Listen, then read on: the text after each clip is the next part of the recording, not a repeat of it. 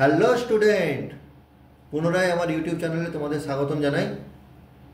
সামনেই সমস্ত স্কুলের দ্বিতীয় মূল্যায়ন পরীক্ষা। তো এই দ্বিতীয় মূল্যায়ন পরীক্ষার উপর জীবনবিজ্ঞানের যে পরীক্ষা হবে, জৈবনিক প্রক্রিয়া চ্যাপ্টার উপরে, এই চ্যাপ্টার উপরে আমি 3টে পার্টে কোশ্চেন দেবো তোমাদের।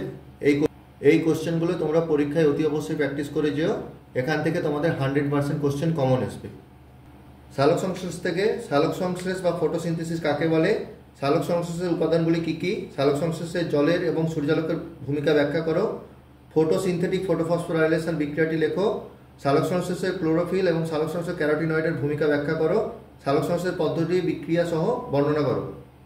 সালোক সংশ্লেষে আলোক দশা এবং অন্ধকার দশা বলতে কী বোঝো, আলোক বিক্রিয়ায় প্রধান উপাদানগুলি হলো কী কী, C3 চক্র কাকে বলে, আলোক নিরপেক্ষ দশায় পিজি এর বিজারণ এবং গ্লুকোজ সংশ্লেষ সম্পর্কে ব্যাখ্যা করো, সালোক সংশ্লেষের তাৎপর্য লেখো, অক্সিজেন এবং কার্বন ডাইঅক্সাইডের ভারসাম্য রক্ষায় সালোক সংশ্লেষের গুরুত্ব লেখো।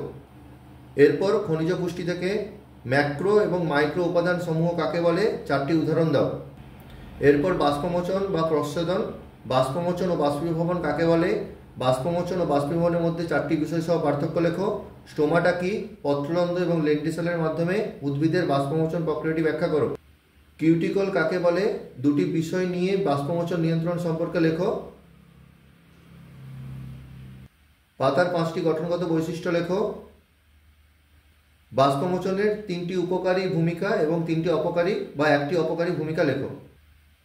এরপর জল, খনিজ পদার্থ, খাদ্য, গ্যাসের পরিবহন, এটা থেকে কোশ্চেন করবে। পরিবহন কাকে বলে, এটি কয় প্রকার ও কী কী, নিষ্ক্রিয় পরিবহন কাকে বলে, ব্যাপন কাকে বলে, সহায়ক ব্যাপন বলতে কী বোঝো, ব্যাপন চাপ কী, ব্যাপনের 3টি বৈশিষ্ট্য লেখো, ব্যাপনের 3টি গুরুত্ব লেখো।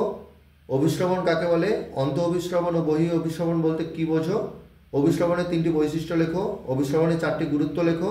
সক্রিয় পরিবহন কী, খনিজ পদার্থের পরিবহন সম্পর্কে টিকা লেখো। রসের উৎস কাকে বলে, মূলজ চাপ কী, বাষ্পমোচন টান বা প্রস্বেদন টান কী, কোন কোন বিজ্ঞানী এই মতবাদটি প্রবর্তন করেন, ঊর্ধ্বমুখী ও নিম্নমুখী পরিবহন বলতে কী বোঝো, ফ্লোয়েমের মাধ্যমে পরিবহনের টিকা লেখো। এই ছিল তোমাদের কোশ্চেন আজকের। তো তোমাদের বন্ধুবান্ধবদের কাছে এটা শেয়ার করে দিও, তো ওদেরও অনেকটা সাহায্য হয়ে যাবে। এবং পরীক্ষায় অতি অবশ্যই সবাই কোশ্চেনগুলো প্র্যাকটিস করে যেও।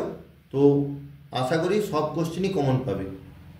আজ এই পর্যন্তই, দেখা হচ্ছে নেক্সট ভিডিওতে।